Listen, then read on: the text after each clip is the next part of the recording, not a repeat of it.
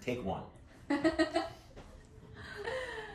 All right, so this is Kelly, Mike, and Sophia. This is the Unsent Letter project, and we're based in New York City right now at Fabric. So the Unsent Letter Mailbox is a concept where we invite people to write unsent letters and in exchange read one written by someone else. Interesting to see how people process their thoughts and emotions in a different way, and how people have been saying it's been a very cathartic experience, just writing the letter in itself. So yeah, so we're super excited to have you today. I'm excited to be here. My name is Mike Squillante. I'm a singer-songwriter, producer, and guitar player. I have a band called Movie Night, which go check out our music. It's fun. It's honest. It's kind of like my own unsent letter, I guess. Putting pen to paper. I think that's something that's really important in this day and age. You know, cell phones, you can always edit and go back, and you have a lot of versatility and a lot of options to be able to go back and change things. When you put pen to paper, yeah, you could erase it, but it does feel very final. Where does your songwriting come from, your inspiration? I would say, with myself, I'm not necessarily unique from other songwriters. We would all tell you probably our experiences. Something you just got to get off your chest, you know?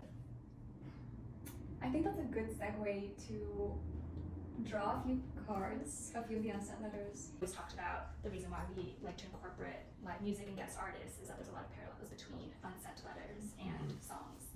What we're thinking and why we decided to kind of have this format is because we've already set the tone to explain, well, a songwriter is in conversation with culture, and particularly the more ambiguous sides of culture, because you're able as a songwriter to say what a lot of us cannot say. So that's where that impulse came to invite a guest artist to read some of these cultural middle grounds, and it's a creative exercise. Yeah, sure. And see if you can, you know, draw inspiration from it and come up with a song at the other end of it. So we got a bunch of letters from park installations, previous salons, things that have been submitted. So we just shuffled these all up, and you can pluck one. Let's go. Right. So we didn't ask them to write a letter. We didn't ask you to write a letter, but we typically ask people to write a letter before they read a letter, so they earn their right to read. Dear someone, sorry I really miss you. If I could talk to you every day, I would want to. I know you are happy. I detest the idea of you hating me, but oh well, I'm still alive. I hope you never have an allergic reaction again, and you are a real life angel. I hope you still love me. I'm getting married to her next week. Wish me luck. I hate to say it. What I get from this is talking to the one who got away and I settled. That's what this feels like. Which, whoever this person's getting married to should never read this letter or find out who it's from.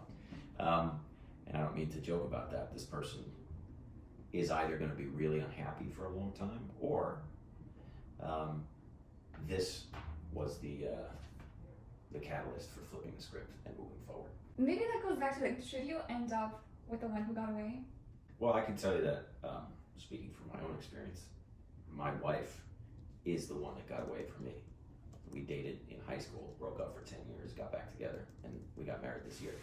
Wow. So that's amazing. Yes, this person may have really let the one get away, you know, but maybe not. Wait, can you share more about your story? Same town, live just about a block away from each other. And we dated for 2 years as teenagers. You know, we were kids, so it was young love, first love, really. And then college came around, and distance and that kind of thing got in the way, and it wasn't working. Long distance. It always felt like there was unfinished, but there's a connectivity there that just never kind of fizzled out. And when you know you love somebody beyond, you know, just like mutual admiration, like, you cannot physically, mentally cut the cord. And it was turning 30. It was 2018 into 2019. That was like, I just need to say something. And whether or not she's either going to be like, that's weird, let's never talk again, or she's going to be for it. And luckily, it was the latter thing. You know, she was like, yeah, I feel the same way. Let's do this. And yeah, we got married in May. You know, like song after song that I wrote was directed to this specific situation. And I did was to inadvertently tell this person that I missed them and wanted them back. What would you write if you could send a letter back to them? To this person? Yeah. I mean, there's a whole myriad of things I could write. You know, like I'll give you some options. Let's see. You could either say, I had an allergic reaction to this letter. Never talk to me again. You could go the route of, there's no way that I could ever hate you, still love you, just not in the way you needed me to.